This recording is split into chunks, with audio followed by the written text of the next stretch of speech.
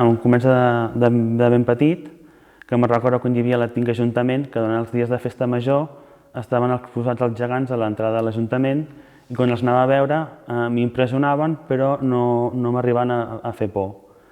A partir d'aquí va ser quan em va entrar la curiositat del món geganter i quan era petit els meus pares em portaven a veure cercaviles i trobades de gegants i aquí va ser quan em va interessar.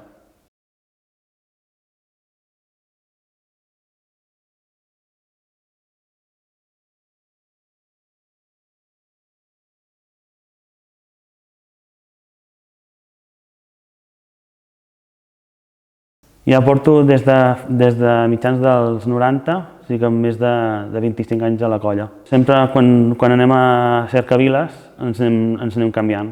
En general, cada colla, diguéssim, passa per uns bons i mals moments, però en el cas de Caldes, ara actualment de portadors són poquíssims i estem intentant que la gent s'apunti i també músics, perquè actualment som pocs i això que estem buscant gent que s'apunti, perquè a part dels gegants grans també tenim gegantons, tenim gegants més petits que són expressos perquè ho portin els nens, vull dir que qualsevol edat pot entrar persones a la colla.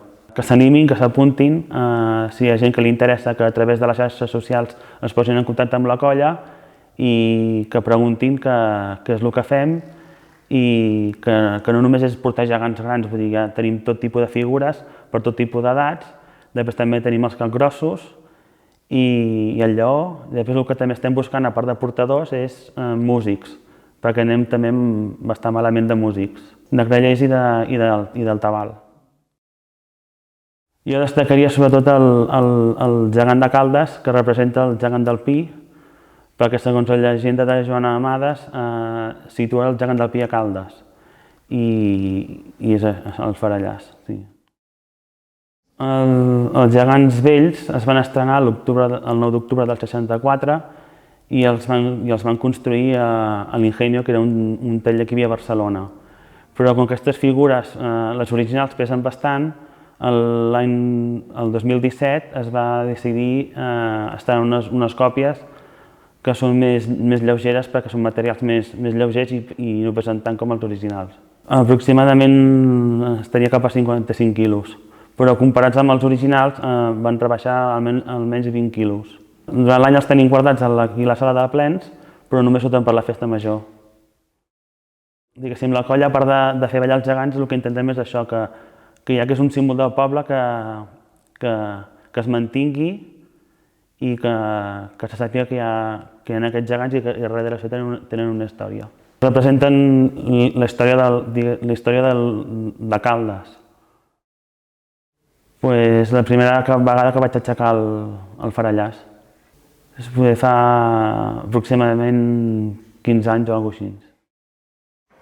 Jo crec que fascinen perquè no s'esperen veure una figura tan gran i és això que impacta, però ja depèn de quin nen reacciona d'una manera o altra, però jo crec que és per l'impacte que dona de ser una figura bastant gran. És que oficialment als 30 anys tenia que haver sigut el 2022, però pels motius que sigui es va retrasar un any i l'any passat vam celebrar els 30 anys de la colla.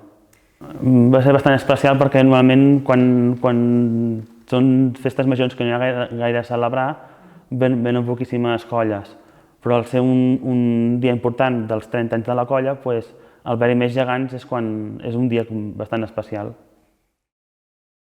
A mi m'agrada, el que m'agrada, a part dels gegants, m'agrada tot el que és la cultura popular.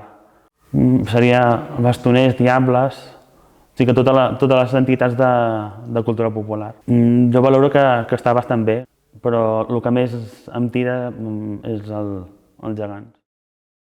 Normalment no tenim, diguéssim, un calendari que marqui els assajos, sinó, per exemple, tenim una activitat o hem de fer alguna cosa, dies previs fem assajos, però no tenim, diguéssim, marcat uns dies per fer assaig. Hi ha moments de tot, hi ha vegades que portem els gegants o de vegades fem els passos sense els gegants Sí que depèn com s'organitzi.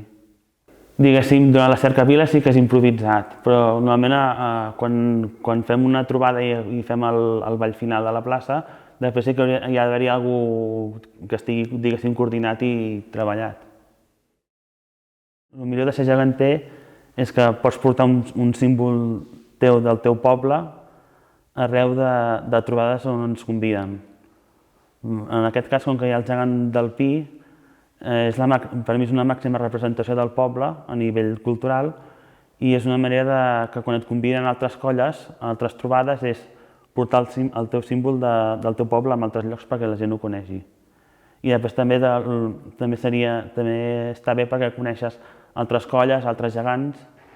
Quan fem una trobada, quan al final arribem a plaça, que fem els balls, hi ha pobles que fan una petita presentació de les colles convidades i inclús la dels gegants d'allà on ens conviden.